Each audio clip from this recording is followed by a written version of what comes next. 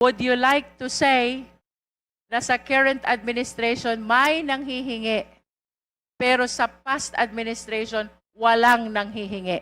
Your Honor, meron din naman po na may nanghihingi po. Pero hindi ganun kahigpit po. For example po, hindi uso ang 3-strike policy po noon.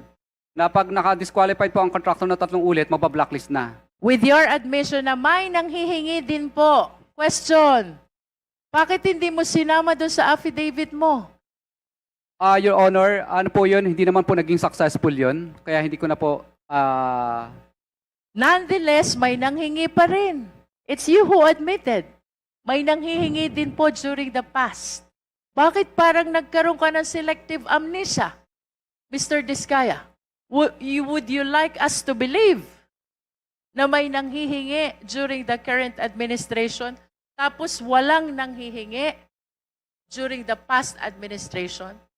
How would you even explain na during the past administration, top 1 contractor ka from PCIG data, and yet you are claiming walang nanghihingi, unlike during the current administration? Your affidavit is full of inconsistencies and lies.